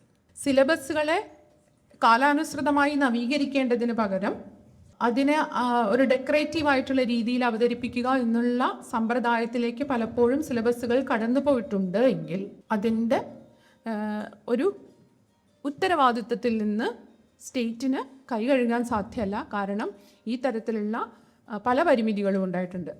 അതുപോലെ തന്നെ നമ്മൾ പറയുന്ന മറ്റൊരു കാര്യമാണ്, അതിപ്പോഴും അങ്ങനെ തന്നെയാണ്, അക്കാഡമിക് ഫ്ലെക്സിബിലിറ്റി. വിവിധ പ്രോഗ്രാം പാത്വേകളുണ്ട്, single major with single minor, ഈ തരത്തിലുള്ള interdisciplinary major, multidisciplinary degree, ഇങ്ങനെ പലതരത്തിലുള്ള പാത്വേ ഉണ്ട്. ഈ പാത്വേയെക്കുറിച്ച് ഉന്നത വിദ്യാഭ്യാസ സ്ഥാപനങ്ങളിലെ അധ്യാപകർക്ക് ഇപ്പോഴും വേണ്ടത്ര അവഗാഹമില്ല.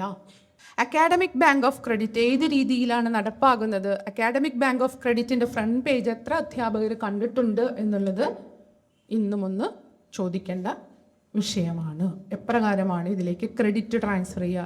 കുട്ടികൾക്ക് ക്രെഡിറ്റ് എന്നുള്ളത് മാത്രമല്ല, ക്രെഡിറ്റ് എങ്ങനെയാണ് ഇതിലേക്ക് നിക്ഷേപിക്കുക? അത് സെൽഫ് ഫൈനാൻസിങ് കോളേജുകൾക്ക് മാത്രമാണ് അത് സ്വയംഭരണ കോളേജുകൾക്ക് മാത്രമാണ് നേരിട്ട് ABCയിലേക്ക് ക്രെഡിറ്റ് നിക്ഷേപിക്കുന്നത്. നമുക്ക് യൂണിവേഴ്സിറ്റി വഴിയാണ് നിക്ഷേപിക്കുന്നത്. ഈ തരത്തിലുള്ള കാര്യങ്ങളെക്കുറിച്ച് പോലും അവഗാഹമില്ലാത്ത ഒരു അധ്യാപക സമൂഹം ഇന്നും നമ്മുടെ ഇടയിലുണ്ട്. അപ്പോൾ നേരത്തെ പറഞ്ഞ പോലെ ഒരു ടീച്ചർ സെൻറ്റർ പെഡഗോജിയിൽ നിന്നും സ്റ്റുഡൻറ് സെൻട്രിക് പെഡഗോജിയിലേക്ക് മാറുമ്പോൾ വിദ്യാർത്ഥികളുടെ സ്വതന്ത്രമായിട്ടുള്ള പഠനം, ഗവേഷണത്തിൽ ഊന്നിയുള്ള പഠനം, പ്രോജക്റ്റ്, ഇതെല്ലാം കൊണ്ടുവരുമ്പോൾ ക്ലാസ് റൂം ഘടനയിൽ വ്യത്യാസം വരുത്തേണ്ടതുണ്ട്. ആ ക്ലാസ് റൂമിൻ്റെ ഒരു സംസ്കാരത്തിൽ വ്യത്യാസം വരുത്തേണ്ടതുണ്ട്, സ്ഥാപനത്തിൻ്റെ തന്നെ ഘടനയിൽ വ്യത്യാസം വരുത്തേണ്ടതുണ്ട്. ഇതൊന്നും കൊണ്ടുവരാൻ നടപ്പാക്കാൻ കഴിഞ്ഞിട്ടില്ല, അതിപ്പോഴും കഴിഞ്ഞിട്ടില്ല. മാത്രമല്ല ഈ ഭാഷാ വിഷയങ്ങൾ, അതുപോലെ ഹ്യൂമാനിറ്റീസ്, കൊമേഴ്സ്, ഈ വിഷയങ്ങളിലൊക്കെ 60 കുട്ടികളാണ് ഒരു ക്ലാസ്സിൽ ഇരിക്കുക. ഈ 60 കുട്ടികളുള്ള ഒരു ക്ലാസ്സിലാണ് OB അനുസരിച്ച് അധ്യാപകൻ പഠിപ്പിക്കാൻ ചെല്ലുന്നത് എന്നുകൂടെ നമ്മൾ ആലോചിക്കണം. സയൻസ് വിഷയങ്ങളിൽ അത് 40:1 ആ ഒരു രീതിയിൽ അത് മാറിക്കൊണ്ടിരിക്കും. അപ്പോൾ ഇത്രയധികം വിദ്യാർത്ഥികളുള്ള ഒരു ക്ലാസ്സിൽ നിന്നിട്ടാണ് ഇവിടെ വ്യക്തിഗത ശ്രദ്ധ അല്ലെങ്കിൽ ചർച്ചാധിഷ്ഠിത പഠനം എന്നെല്ലാം പ്രോജക്റ്റ്, ഈ 60 കുട്ടികളുടെ പ്രോജക്റ്റ് മേൽനോട്ടം, ഇതൊക്കെ 60 കുട്ടികളുടെ പ്രോജക്റ്റ് മേൽനോട്ടം ഒരു അധ്യാപകൻ വഹിക്കുന്ന രീതിയിലേക്ക് കാര്യങ്ങൾ മറിയുന്നത്. പിന്നെ ഇത് അധ്യാപിക ആയതുകൊണ്ടല്ല, ഇത് അധ്യാപകരെ അവരിൽ അർപ്പിതമായിട്ടുള്ള, അല്ലെങ്കിൽ നമ്മൾ അവരിൽ നിന്ന് പ്രതീക്ഷിക്കുന്ന ജോലിയിൽ നിന്ന് തന്നെ അവരെ മാറ്റുകയാണ്. ഇപ്പോൾ അധ്യാപനം എന്ന് പറയുന്നത് അറിവ് അല്ലെങ്കിൽ ഒരു ക്രിയാത്മകമായിട്ടുള്ള ഒരു അധ്യാപനം എന്ന് പറയുന്നത് ഇന്നത്തെ ഡെഫിനിഷനിൽ നോക്കുകയാണെങ്കിൽ വളരെ കൃത്യമായിട്ട് അറ്റൻഡൻസ് എടുക്കുക, വളരെ കൃത്യമായിട്ട് ക്ലറിക്കൽ വർക്കുകൾ ചെയ്യുക, വളരെ കൃത്യമായി കോളേജിൻ്റെ അക്രഡിറ്റേഷൻ പ്രോസസ്സിൽ പങ്കാളിയാവുക, വളരെ കൃത്യമായി പബ്ലിക്കേഷൻസ് ഉണ്ടാക്കുക, വളരെ കൃത്യമായി പേറ്റൻറ്റുകൾ ഉണ്ടാക്കുക. ഈ തരത്തിൽ ഉള്ള കാര്യങ്ങളിലേക്ക് അധ്യാപകരെ മാറ്റിയിട്ടുണ്ടെങ്കിൽ അതിൽ നിന്നും സ്റ്റേറ്റിന് പൂർണ്ണമായിട്ടും കൈകഴുകാൻ സാധ്യമല്ല.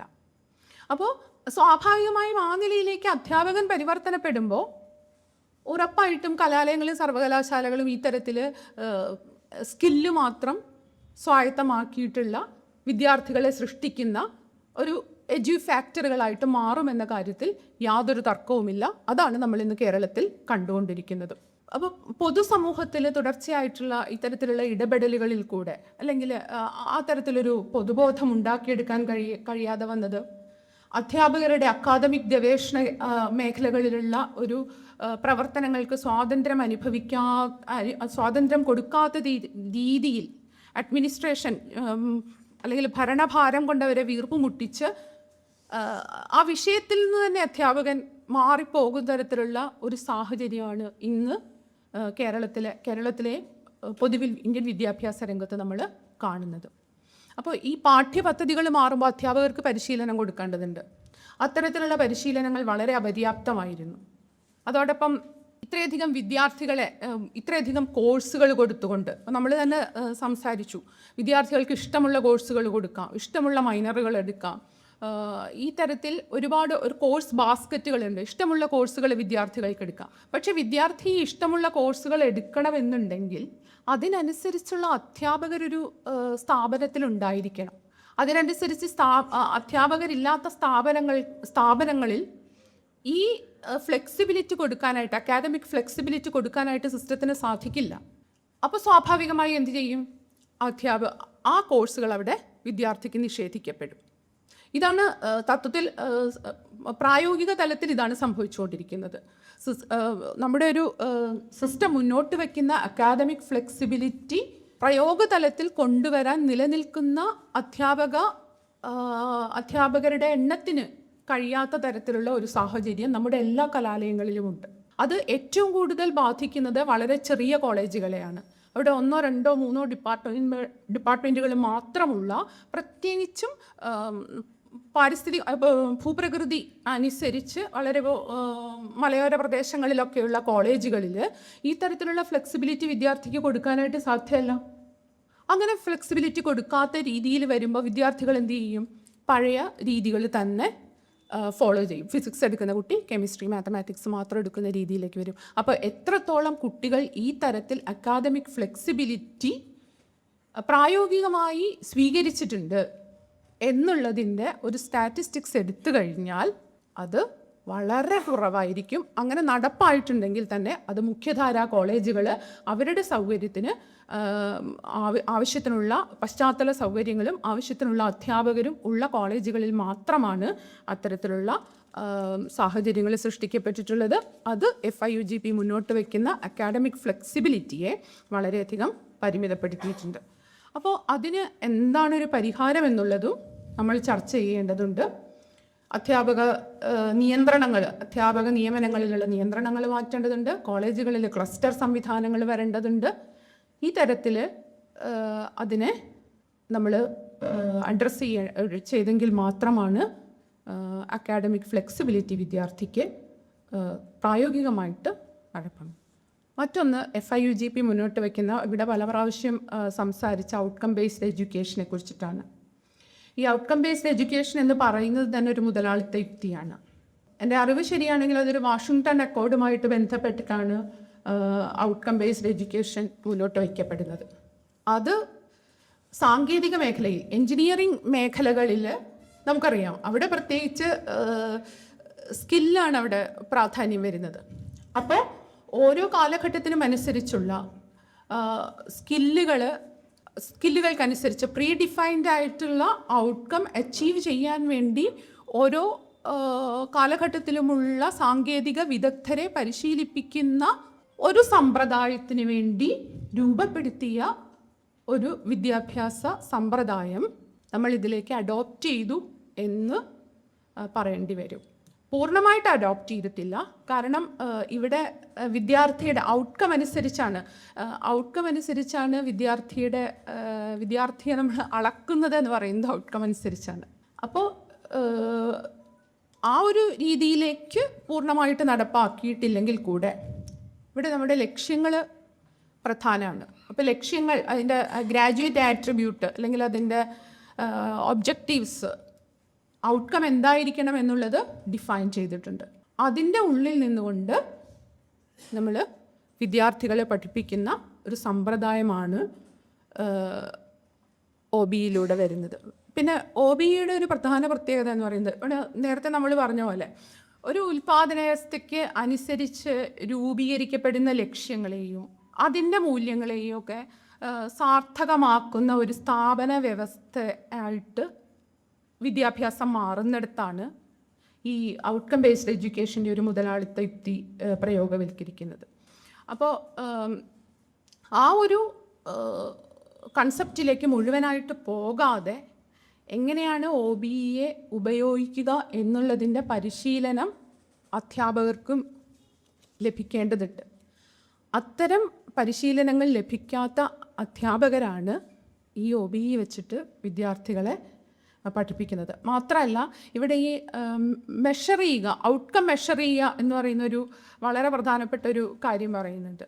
അപ്പോൾ പലപ്പോഴും ഈ സ്കില്ല് മെഷർ ചെയ്യുന്നത് പോലെ ഈ ഒരു കാര്യം ലാംഗ്വേജിലോ അല്ലെങ്കിൽ ഭാഷാ വിഷയങ്ങളിലോ മാനവിക വിഷയങ്ങളിലൊക്കെ ഇത് എത്രത്തോളം ഫലപ്രദമായിട്ട് നടപ്പാക്കാൻ സാധിക്കും എന്നുള്ളതും സംശയകരമാണ്. അപ്പോൾ അതുകൊണ്ട് തന്നെ OBE കരിക്കുലം മാപ്പിംഗ് ഇതൊക്കെയായിട്ട് ബന്ധപ്പെട്ടിട്ടുള്ള ഒരു വിശദമായിട്ടുള്ള പൊളിച്ചെഴുത്ത് ആവശ്യമായിട്ട് വരും. മറ്റൊരു പ്രധാനപ്പെട്ട കാര്യം, വിദ്യാർത്ഥികൾക്ക് ഓൺലൈൻ പ്ലാറ്റ്ഫോമുകളിലൂടെ ക്രെഡിറ്റുകൾ നേടാമെന്നുള്ളതാണ്. അപ്പോൾ സ്വയം NPTEL പോലുള്ള ഓൺലൈൻ പ്ലാറ്റ്ഫോമുകളിലൂടെ വിദ്യാർത്ഥികൾക്ക് ക്രെഡിറ്റുകൾ നേടാമെന്ന് പറയുന്നുണ്ട്. ഇത് മുമ്പോട്ട് വയ്ക്കുമ്പോൾ തന്നെ ഈ ക്രെഡിറ്റുകൾ എങ്ങനെയാണ് അതായത് ഏത് തരത്തിലുള്ള കോഴ്സുകളാണ് വിദ്യാർത്ഥി ഇതിൽ നിന്ന് തിരഞ്ഞെടുക്കേണ്ടത് എന്നുള്ളതിനെക്കുറിച്ച് അവർക്ക് കാര്യമായിട്ടുള്ള ഗ്രാഹ്യമില്ല. ഒന്നാമത്തെ വർഷം കഴിയുമ്പോൾ പോലും ആ തരത്തിലുള്ള ഒരു ഗൈഡ് ലൈൻസ് സർവകലാശാലകൾ പുറപ്പെടുവിച്ചിരുന്നില്ല. അധ്യാപകരോട് വിദ്യാർത്ഥികൾ ചോദിക്കുമ്പോൾ അതിനനുസരിച്ചുള്ള ഒരു മാർഗ്ഗനിർദ്ദേശം കൊടുക്കാൻ അധ്യാപകർക്ക് കഴിഞ്ഞിരുന്നില്ല. നേരത്തെ ഞാൻ പറഞ്ഞ പോലെ മേജർ, മൈനർ ഓരോ കാര്യത്തിലും ഇക്വലൻ്റ് ആയിട്ടുള്ള കോഴ്സുകൾ തിരഞ്ഞെടുക്കുമ്പോൾ മാത്രമാണ് വിദ്യാർത്ഥികൾക്ക് ഈ ക്രെഡിറ്റ് ലഭിക്കുക. അത്തരത്തിലുള്ള ഇക്വലൻ്റ് ആയിട്ടുള്ള കോഴ്സുകൾ എങ്ങനെ തിരഞ്ഞെടുക്കാം എന്നുള്ളതിനെക്കുറിച്ച് യാതൊരു ധാരണയുമില്ലാത്ത അധ്യാപകരുടെയും വിദ്യാർത്ഥികളുടെയും മുന്നിലേക്കാണ് ഈ ഒരു സമ്പ്രദായം മുന്നോട്ട് വയ്ക്കപ്പെട്ടത്. അപ്പോൾ ഒന്നാമത്തെ വർഷം ഇത് എടുത്തിരിക്കുന്ന വിദ്യാർത്ഥികൾ വളരെ കുറവാണ്. പിന്നെ എടുത്തിരിക്കുന്ന വിദ്യാർത്ഥികളിൽ തന്നെ പലർക്കും ഈ കോഴ്സുകളെ കോമ്പാറ്റബിൾ അല്ല, അല്ലെങ്കിൽ അത് അനുയോജ്യമല്ല എന്ന രീതിയിൽ അവർ പഠിച്ച ക്രെഡിറ്റുകൾ പോലും മാറ്റിയെടുക്കേണ്ട ഒരു സാഹചര്യം വന്നു. മാത്രമല്ല, ഈ തരത്തിലുള്ള കോഴ്സുകൾ തിരഞ്ഞെടുക്കണമെന്നുണ്ട് എങ്കിൽ അതും ഈ നേരത്തെ പറഞ്ഞ പോലെ ഒരു സാമൂഹ്യ അസമത്വം അവിടെ വരുന്നുണ്ട്. ഇത് സ്വന്തമായിട്ട് ഡിജിറ്റൽ ഡിവൈസുള്ള വിദ്യാർത്ഥികൾക്ക് ഇത്തരം കോഴ്സുകൾ തിരഞ്ഞെടുക്കാൻ സാധ്യത കൂടുതലാണ്. അതിനെക്കുറിച്ച് അത് ഉപയോഗിക്കാനോ അത് സ്വന്തമാക്കാനോ പ്രാപ്തിയില്ലാത്ത ഒരു കൂട്ടം വിദ്യാർത്ഥികൾ കേരളത്തിലുണ്ട് എന്നുള്ള ഒരു കാര്യം നമ്മൾ മറന്നു പോകരുത്. അതുപോലെ തന്നെയാണ് ഈ ഒരു കോഴ്സുമായിട്ട് ബന്ധപ്പെട്ട അധ്യാപകൻ വിദ്യാർത്ഥിയെ മെൻറ്റർ ചെയ്യുന്ന അധ്യാപകന് വേണ്ട നിർദ്ദേശങ്ങൾ ഇനിയെങ്കിലും സർവകലാശാലകൾ വേണ്ട രീതിയിൽ, വളരെ ചുരുക്കം സർവകലാശാലകളാണ് അത്തരത്തിലുള്ള നിർദ്ദേശങ്ങൾ വിദ്യാർത്ഥികൾക്ക് കൊടുത്തിട്ടുള്ളത്. പിന്നെ സയൻസും ഒക്കെ ആയിട്ട് ബന്ധപ്പെട്ട, ടെക്നോളജിയും ഒക്കെ ആയിട്ട് ബന്ധപ്പെട്ട വിഷയങ്ങളിൽ ഈ തരത്തിലുള്ള കോഴ്സുകൾ ഉണ്ട് എങ്കിൽ കൂടി ഭാഷാ വിഷയങ്ങളിൽ, അതുപോലെ ഹ്യൂമാനിറ്റീസ്, സോഷ്യൽ സയൻസ് വിഷയങ്ങളിൽ ഈ തരത്തിലുള്ള മൂക്ക് കോഴ്സുകൾ വളരെ കുറവാണ്. അതുകൊണ്ട് തന്നെ സർവകലാശാലകൾ ആ തരത്തിലുള്ള ഒരു മൂക്ക് സംവിധാനം തുടങ്ങിയില്ലെങ്കിൽ വിദ്യാർത്ഥികൾക്ക് അതും പ്രായോഗികമായി ഇത്തരത്തിലുള്ള കോഴ്സുകൾ സ്വീകരിക്കാനുള്ള ബുദ്ധിമുട്ടുകൾ അനുഭവപ്പെടും. മറ്റൊന്ന് ഇൻറ്റേൺഷിപ്പാണ്. ഏറ്റവും കൂടുതൽ വിമർശന വിധേയമായിക്കൊണ്ടിരിക്കുന്ന ഒരു FIUGP മുന്നോട്ട് വെച്ച ഒരു ദർശനമാണ് ഇൻറ്റേൺഷിപ്പിൻ്റെ മൗലിക ലക്ഷ്യം എന്താണെന്നുള്ള കാര്യം ഞാൻ പറഞ്ഞിരുന്നു. പക്ഷേ അത് എപ്രകാരമാണ് നടപ്പായത്, ഇൻറ്റേൺഷിപ്പിനെ കുറിച്ചിട്ടുള്ള വ്യക്തമായ മാർഗ്ഗം 4ാമത്തെ സെമസ്റ്റർ അവസാനിക്കുമ്പോഴാണ് വിദ്യാർത്ഥികൾക്ക് ഇൻറ്റേൺഷിപ്പ് പൂർത്തിയാക്കേണ്ടത്. 4ാമത്തെ സെമസ്റ്റർ അവസാനിക്കുന്ന സമയത്ത് പോലും സർവകലാശാലകളിൽ നിന്നോ സർക്കാരിൽ നിന്നോ ആവശ്യമായിട്ടുള്ള മാർഗ്ഗനിർദ്ദേശങ്ങൾ കലാലയങ്ങളിൽ എത്തിയിരുന്നില്ല എന്നുള്ളതാണ് സത്യം. വളരെ വൈകിയാണ് ഇത്തരത്തിലുള്ള ഇൻറ്റേൺഷിപ്പിൻ്റെ മാർഗ്ഗനിർദ്ദേശങ്ങൾ തന്നെ എത്തുന്നത്. അത് കുട്ടികൾ പലരും ഇൻറ്റേൺഷിപ്പ് പക്ഷേ ആകെ ഒരു കാര്യം പറഞ്ഞു, കെൽട്രോൺ ഇതിൻ്റെ ഒരു പോർട്ടലായിട്ട്, സെൻട്രലൈസ്ഡ് പോർട്ടലായിട്ട് പ്രവർത്തിക്കും. അപ്പോൾ ആ കെൽട്രോൺ എല്ലാ വിദ്യാർത്ഥികൾക്കും ഇൻറ്റേൺഷിപ്പ് കൊടുക്കും. ഇതൊക്കെയാണ് പത്രങ്ങളിലൂടെയും മറ്റും നമ്മൾ കേട്ടത്.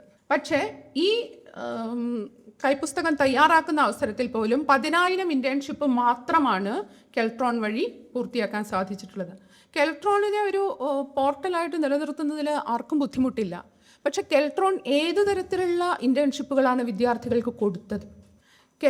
ഇവിടെ ശാസ്ത്രവും സാങ്കേതികവിദ്യയും മാത്രം പഠിക്കുന്ന വിദ്യാർത്ഥികൾ, അല്ലെങ്കിൽ കൊമേഴ്സ് മാത്രം പഠിക്കുന്ന വിദ്യാർത്ഥികൾ മാത്രമല്ല, അതിനെല്ലാ വിഷയമേഖലകളെയും അഡ്രസ്സ് ചെയ്യാനായിട്ട് കഴിഞ്ഞിട്ടില്ല.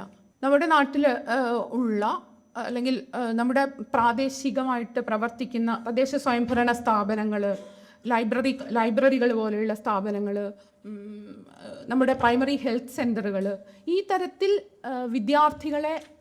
പ്രാദേശികമായിട്ട് കൂടെയുള്ള NGOകളുമായിട്ടും ഒക്കെ ബന്ധപ്പെടുത്തി ഒരുപാട് തരത്തിലുള്ള സാധ്യതകൾ വിദ്യാർത്ഥികൾക്ക് കൃത്യമായ മാർഗനിർദ്ദേശങ്ങൾ കൊടുക്കാത്തതിൻ്റെ പേരിൽ ആ സാധ്യതകളെല്ലാം തന്നെ വിദ്യാർത്ഥികൾക്ക് മുൻപിൽ കൊട്ടിയടയ്ക്കപ്പെടുകയാണ് എന്ന് ഒരു തരത്തിൽ നമ്മൾ പറയേണ്ടി വരും. ഇൻറ്റേൺഷിപ്പ് എന്താണ് എന്നുള്ളതിനെക്കുറിച്ച് കൃത്യമായ അവബോധമില്ലാത്ത അധ്യാപകരാണ് ഇതിൽ വിദ്യാർത്ഥികളെ മാർഗനിർദ്ദേശം കൊടുക്കുന്നത്. അപ്പോൾ ആ തരത്തിലൊരു പലയിടത്തും പറഞ്ഞിരുന്നു, CSDCCP എന്ന് പറഞ്ഞിട്ട് സ്കിൽ ഓറിയൻറ്റഡ് ആയിട്ട് ക്യാമ്പസുകളിൽ തുടങ്ങിയിട്ടുള്ള അതിൻ്റെ കോർഡിനേറ്റേഴ്സിനെയാണ് ഇതിൻ്റെ ഇൻറ്റേൺഷിപ്പ് കോർഡിനേറ്ററായിട്ട് കോളേജുകളിൽ നിയമിക്കുന്നത്. അപ്പോൾ സ്കില്ലുകൾ മാത്രം വിദ്യാർത്ഥികൾ പഠിച്ചാൽ മതി, അതൊരു സാമൂഹ്യ ഉത്തരവാദിത്തത്തിൽ അല്ലെങ്കിൽ സാമൂഹ്യ ലക്ഷ്യങ്ങളിൽ നിന്നൊക്കെ പലപ്പോഴും മാറി നിന്നുകൊണ്ടുള്ള ഒരു ഇൻറ്റേൺഷിപ്പാണ് ഈ പ്രാവശ്യം നടപ്പിലായത്. മാത്രവുമല്ല, ഈ ഇൻറ്റേൺഷിപ്പ് നമ്മൾ ഒരിടത്തും പറഞ്ഞിട്ടില്ല ഇൻറ്റേൺഷിപ്പ് മാൻഡേറ്ററി ആണ് എന്ന് പറയുമ്പോൾ തന്നെ അതിനൊരു ഫീസിൻ്റെ കാര്യമൊന്നും ഇത്ര കാലം ചർച്ച ചെയ്യാത്ത ഒരു വിഷയമായിരുന്നു. പക്ഷേ കെൽട്രോണിൽ നമുക്കറിയാം 2,500 മുതൽ 12,500 വരെ നിരക്കിലാണ് ഇൻറ്റേൺഷിപ്പുകൾ സ്ഥാപനങ്ങൾ വിട്ടുകൊണ്ടിരുന്നത്. അതായത് ഓരോ സ്ഥാപനങ്ങളും ഇതിൽ രജിസ്റ്റർ ചെയ്യും.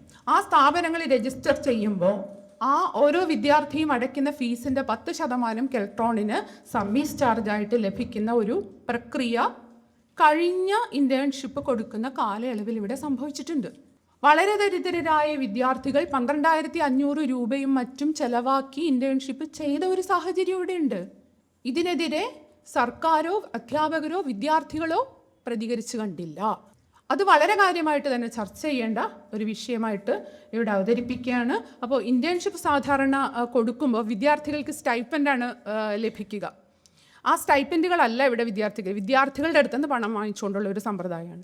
അതോടൊപ്പം മറ്റൊരു കാര്യം കൂടെ പറയുന്നു, ഇൻറ്റേൺഷിപ്പിൻ്റെ മറവിൽ പല കമ്പനികളും, പ്രത്യേകിച്ച് IT മേഖലയുമായിട്ടും കൊമേഴ്സ് മേഖലകളൊക്കെ ആയിട്ട് ബന്ധപ്പെട്ട് പ്രവർത്തിക്കുന്ന പല കമ്പനികളും കോഴ്സുകൾ കൊടുത്ത് വിദ്യാർത്ഥികളെ പറ്റിച്ചിട്ടുണ്ട്. ഇൻറ്റേൺഷിപ്പ് എന്ന് പറയുന്ന കോഴ്സ് കൊടുക്കലല്ലല്ലോ. അപ്പോൾ എന്തുകൊണ്ടാണ് അത്തരത്തിലുള്ള കാര്യങ്ങൾ ഇവിടെ നടന്നപ്പോൾ നമ്മളാരും, ഞാൻ ഉൾപ്പെടെയുള്ള അധ്യാപകർ അതിനെതിരെ പ്രതികരിക്കുകയോ ഏതൊക്കെയോ പത്രങ്ങളിൽ ചില വാർത്തകൾ വന്നു എന്നല്ലാതെ മറ്റു തരത്തിൽ ഇതിനെ ക്രിയാത്മകമായി പ്രതിരോധിക്കാനുള്ള ഒരു നടപടി വിദ്യാർത്ഥി സംഘടനകളുടെ ഭാഗത്തു നിന്നും ഉണ്ടായില്ല, അധ്യാപക സംഘടനകളുടെ ഭാഗത്തു നിന്നുണ്ടായില്ല, ആരുടെ ഭാഗത്തു നിന്നും ഉണ്ടായതായിട്ട് കണ്ടിട്ടില്ല. അപ്പോൾ ആ ഒരു കാര്യം മുമ്പോട്ട് വയ്ക്കുന്നു. മറ്റൊന്ന് കെയറീപ്പ് എന്ന് പറയുന്ന സോഫ്റ്റ്വെയറിനെ കുറിച്ചിട്ടുള്ളതാണ്. ശ്യാം മേനോൻ കമ്മീഷൻ മുമ്പോട്ട് വെച്ച തന്നെയാണ് ഇത്തരത്തിലുള്ള ഒരു സോഫ്റ്റ്വെയർ. അപ്പോൾ കെയറീപ്പ് മുമ്പോട്ട് വയ്ക്കുമ്പോൾ നമ്മൾ ഉദ്ദേശിച്ചത് എന്താണ്? ഒരൊറ്റ ERP കൊണ്ട് ഇതിനെ നിയന്ത്രിക്കുക എന്നുള്ളതാണ്. പക്ഷേ ഈ കെയറീപ്പ്, ഒന്നാമത്തെ കാര്യം, കെയറീപ്പ് അസാപ്പിനാണ് കൊടുത്തത്. അസാപ്പ് അത് MKCL എന്ന് പറയുന്ന മഹാരാഷ്ട്ര നോളജ് കോർപ്പറേഷൻ ലിമിറ്റഡ് എന്ന് പറയുന്ന ബ്ലാക്ക് ലിസ്റ്റിൽപ്പെട്ട 10 യൂണിവേഴ്സിറ്റികളുടെ വിദ്യാർത്ഥികളുടെ ഡാറ്റ കൈകാര്യം ചെയ്യുന്നതിൽ പാളിച്ചകൾ സംഭവിച്ച് ബ്ലാക്ക് ലിസ്റ്റ് ചെയ്യപ്പെട്ട MKCL-നാണ് അത് തേർഡ് പാർട്ടി കൊടുത്തത്. അപ്പോൾ ഒരു OTP, വിദ്യാർത്ഥികളുടെ ഡാറ്റകളൊക്കെ ഇതിനകത്ത് എൻ്റർ ചെയ്യേണ്ടത് അധ്യാപകരാണ്. അധ്യാപകർ ഒരു വിദ്യാർത്ഥിയുടെ ഡാറ്റ എൻ്റർ ചെയ്യാൻ പോലും എത്ര സമയം അവർ പലപ്പോഴും വീടുകളിൽ പോയിട്ട് ഇതാണ് ചെയ്തിരുന്നതെന്നാണ് ഞാൻ മനസ്സിലാക്കിയിട്ടുള്ളത്. ഇനി ഇതിലേക്ക് കൊടുക്കുമ്പോൾ OTP, ഇതിലെ വിദ്യാർത്ഥികളുടെ ഈ ഡാറ്റകൾ മുഴുവൻ വാങ്ങുമ്പോൾ ഈ ഡാറ്റ പ്രൈവസി പാലിക്കപ്പെട്ടിട്ടുണ്ടോ? ഡാറ്റകൾ, ഇത്രയധികം വിദ്യാർത്ഥികളുടെ ഡാറ്റകൾ കൈകാര്യം ചെയ്യുമ്പോൾ അതിനനുസരിച്ചുള്ള ഡാറ്റ സുരക്ഷ ഉറപ്പുവരുത്താതെ OTP വഴിയാണ് കയറുന്നത്. ആദ്യം ഇത് നടപ്പാക്കിയത് കണ്ണൂർ യൂണിവേഴ്സിറ്റിയിലാണ്. കണ്ണൂർ യൂണിവേഴ്സിറ്റിയിലേക്കും ആ OTP പോകുന്നത് പോലും MKCL വഴിയാണ്.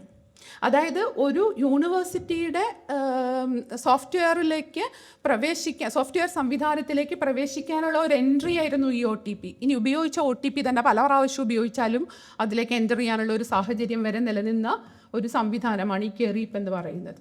ആ കെയറീപ്പുമായിട്ട് ബന്ധപ്പെട്ടിട്ടുണ്ടായ ഒരു കാര്യങ്ങൾക്കും പരിഹാരം കാണാനായിട്ട് ഇതേവരെ കഴിഞ്ഞിട്ടില്ല.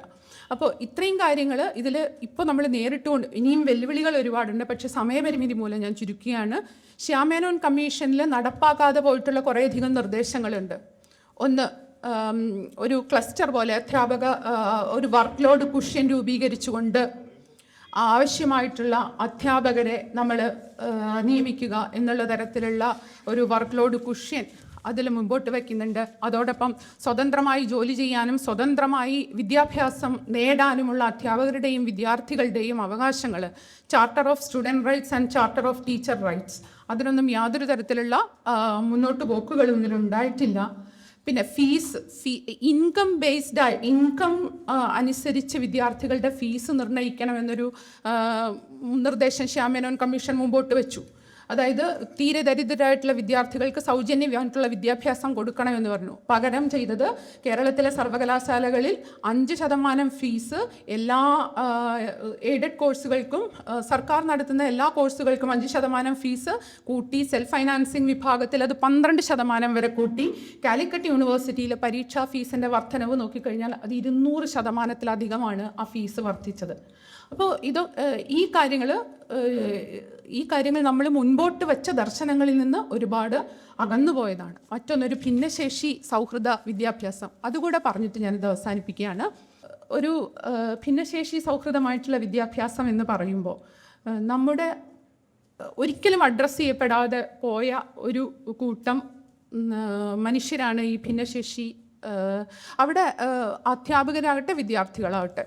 അപ്പോൾ ഭിന്നശേഷി സൗഹൃദ വിദ്യാഭ്യാസം കൊടുക്കുന്ന ആക്സസബിൾ ആയിട്ടുള്ള ഒരു കരിക്കുലം അവർക്കില്ല. അവരുടേതായിട്ടുള്ളൊരു നമ്മുടെ കോളേജുകളിലെല്ലാം ചെയ്തിട്ടുണ്ടാവും. അവിടെ ചെയ്തിരിക്കുന്നത് ലൈബ്രറിയിലൊരു ബ്രെയിലി സോഫ്റ്റ്വെയർ ഇൻസ്റ്റാൾ ചെയ്തിട്ട് അത് ഫോട്ടോ എടുത്ത് നമ്മൾ നാക്കിൻ്റെ സൈറ്റിൽ അപ്ലോഡ് ചെയ്തിട്ട് ഡിഫറൻ്റ്ലി ഏബിൾഡ് ആണോ, റാമ്പിൻ്റെ ഫോട്ടോ എടുത്ത് അപ്ലോഡ് ചെയ്തിട്ട് 4 ക്രൈറ്റീരിയ ഉണ്ട്. ആ 4 ക്രൈറ്റീരിയയിൽ 3 സാറ്റിസ്ഫൈ ചെയ്ത് കഴിഞ്ഞാൽ നമ്മളത് മാർക്ക് കിട്ടി, നമുക്ക് ഫുൾ മാർക്ക് നമുക്ക് കിട്ടി. അതാണ് നമ്മൾ ചെയ്യുന്നത്. പക്ഷേ അത് ഒരിക്കലും വിദ്യാർത്ഥിക്ക് ബ്രെയിലി സോഫ്റ്റ്വെയർ ഇപ്പോൾ ആക്സസബിൾ ആയിട്ടുള്ള EPUB, അതുപോലെ ആക്സസബിൾ PDF, ആ രീതിയിൽ നമ്മുടെ പഠിക്കാനുള്ള മെറ്റീരിയൽസ് കൊടുക്കണം എന്നുള്ള ഒരു നിർദ്ദേശം UGC മുന്നോട്ട് വെച്ചിട്ടുണ്ടായിരുന്നു. ആ രീതിയിലുള്ള മെറ്റീരിയൽസ് ഒന്നും തന്നെ അവൈലബിൾ അല്ല. അപ്പോൾ കാഴ്ച പരിമിതരായിട്ടുള്ള വിദ്യാർത്ഥികൾ, അതുപോലെ സൈൻ ലാംഗ്വേജ് ഉപയോഗിച്ചിട്ട് വിദ്യാർത്ഥികൾക്ക് ക്ലാസ്സുകൾ കൊടുക്കണം എന്നുണ്ടായിരുന്നു. ക്യാപ്ഷൻ ടൈറ്റിൽഡ് ഉപയോഗിച്ചിട്ട് കൊടുക്കണം എന്നുണ്ടായിരുന്നു. മാനസിക വെല്ലുവിളി നേരിടുന്ന വിദ്യാർത്ഥികളെ എങ്ങനെ പരിഗണിക്കാമെന്നുള്ളതുണ്ടായിരുന്നു. ഈ തരത്തിൽ ഒന്നും തന്നെ ഭിന്നശേഷി വിദ്യാർത്ഥികളെ പരിഗണിക്കാത്ത ഒരു കരിക്കുലമാണ് ഇത് മുമ്പോട്ട് വെച്ചിട്ടുള്ളത് എന്ന് വളരെ വിഷമത്തോടു കൂടി നമ്മൾ സംസാരിക്കേണ്ടി വരും. അതോടൊപ്പം ഏറ്റവും പ്രധാനപ്പെട്ട ഒരു കാര്യം, നമ്മൾ ഈ ഭിന്നശേഷി വിദ്യാർത്ഥികൾക്ക് നിവർന്ന് നിൽക്കാൻ ശേഷിയില്ലാത്ത ഒരു വിദ്യാർത്ഥിക്ക് 2.5 മണിക്കൂർ പരീക്ഷയുടെ സമയം കൂട്ടി 3.5 മണിക്കൂർ പരീക്ഷയാക്കി കൊടുക്കുന്ന ഒരു സമ്പ്രദായമാണ് നമ്മുടെ ഇവിടെ നിലവിലുള്ളത്. ചോയ്സുകൾ അനുവദിച്ചുകൊണ്ട് അവരുടെ എക്സാമിനേഷൻ പാറ്റേണിലുള്ള വ്യത്യാസങ്ങൾ ഇതെല്ലാം വളരെ കൃത്യമായിട്ട് ചർച്ച ചെയ്തുകൊണ്ട് അതിനെ കൂടെ ഉൾപ്പെടുത്തിക്കൊണ്ടുള്ള ഒരു വിദ്യാഭ്യാസ രീതി FIUGPയിൽ നടപ്പാക്കണം എന്നുള്ള ഒരു നിർദ്ദേശം മുമ്പോട്ട് വയ്ക്കുകയാണ്. ബാക്കി കുറേ കാര്യങ്ങൾ കൂടെ ചർച്ചയുടെ ഭാഗമായിട്ട് നമുക്ക് സംസാരിക്കാം. ഇത്രയും കാര്യങ്ങൾ നിങ്ങളുടെ മുന്നിലേക്ക് ഒരു പൊതു ചർച്ചയ്ക്കായിട്ട് വളരെ ക്രിയാത്മകമായിട്ടുള്ള ചർച്ചയ്ക്ക് വേണ്ടി അവതരിപ്പിച്ചുകൊണ്ട് നിർത്തും.